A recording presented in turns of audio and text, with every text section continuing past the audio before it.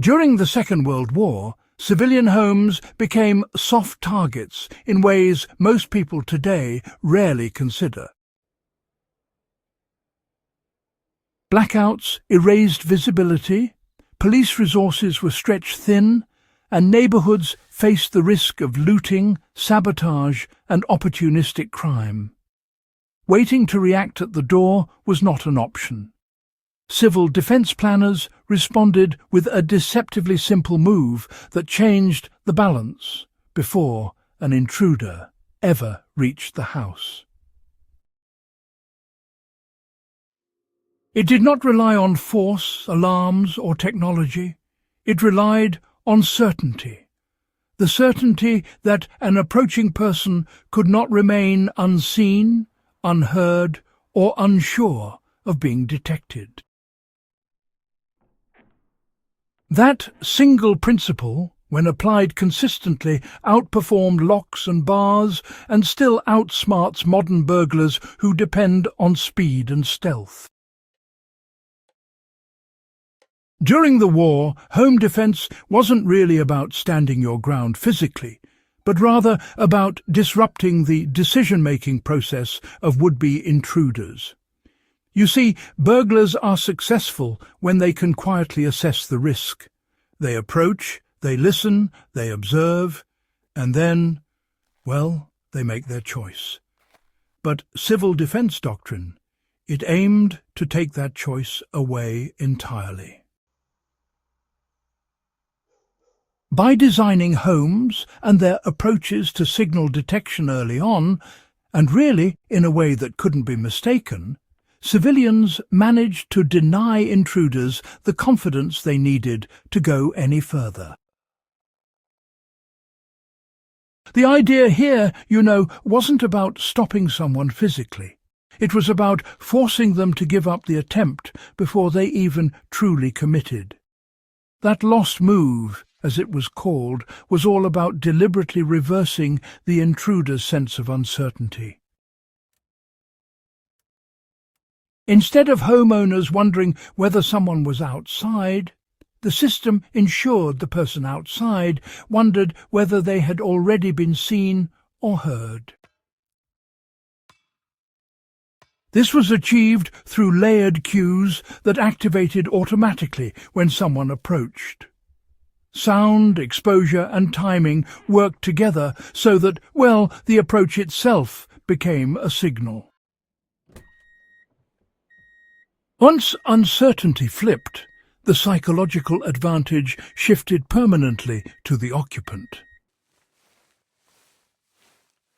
During World War II, guidance really emphasized the importance of unavoidable noise, especially at a distance from the house. It was, a way to be aware of your surroundings without drawing too much attention. Gravel paths, for example, were often extended well beyond the doorways, not for decoration, but to increase the acoustic range. Loose stones would announce the weight of a person long before they reached the door. Gates, too, were deliberately designed to creak rather than glide. And, hinges were left unlubricated on purpose. All these little details created a sort of early warning system, if you like. But, you see, these sounds weren't alarms in the modern sense. They were more like confirmations, subtle signals that someone was approaching rather than blaring warnings. It's a different way of thinking about security, really. An intruder could not test them quietly. Each step increased the chance of exposure, and, most attempts ended there.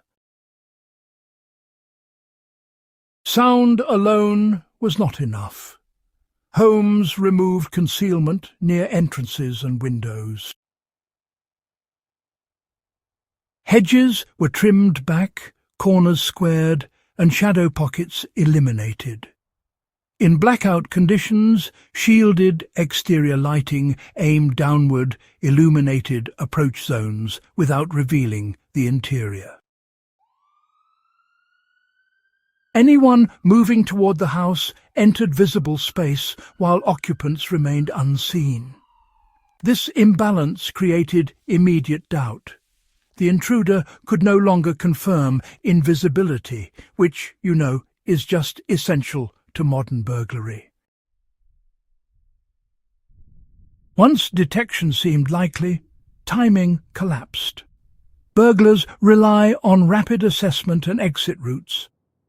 World War II systems delayed approach just long enough to make retreat feel safer than advance. The longer someone remained exposed, the greater the perceived risk of witnesses, neighbours or wardens. No confrontation was required. The environment made the decision. Now, let's begin by extending audible surfaces outward from entrances, rather than placing them only at the threshold. It's important to ensure that gates and secondary access points produce sound when they're moved. Also, maintain clear lines of sight around doors and windows, and, avoid dense landscaping that could create concealment. Use exterior lighting that illuminates approach areas while at the same time keeping interiors visually dark at night. The goal here isn't brightness, but contrast. These measures work continuously and, require no reaction time at all. Cameras and alarms. They spring to life only after an approach has already occurred. You see, they document intrusion rather than prevent it. Back in World War II, the move worked earlier in the timeline, when an intruder was still in the process of deciding. It was all about targeting behaviour, not just the breach itself. Modern burglars? Well, they expect technology, don't they? But what they do not expect are environments that deny stealth completely. It's quite the twist, really, when reality doesn't match up to their expectations.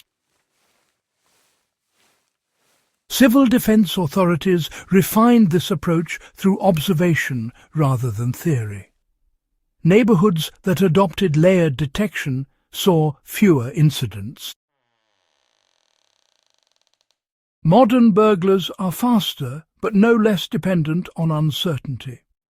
The moment they believe they may already be detected, their advantage disappears. Environmental cues that worked in 1942 still exploit the same human decision-making processes now.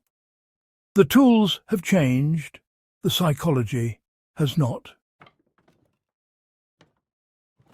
The lost World War II home defence move outsmarted intruders by reversing uncertainty before a door was ever touched. It relied on design, awareness and psychology rather than force. For history enthusiasts and preparedness-minded viewers, it stands as one of the most elegant civilian defence solutions ever developed. If this guide added lasting value to your understanding of wartime ingenuity and practical security, subscribe to the channel, share this episode with others who respect proven knowledge, and help ensure these lessons are not forgotten again.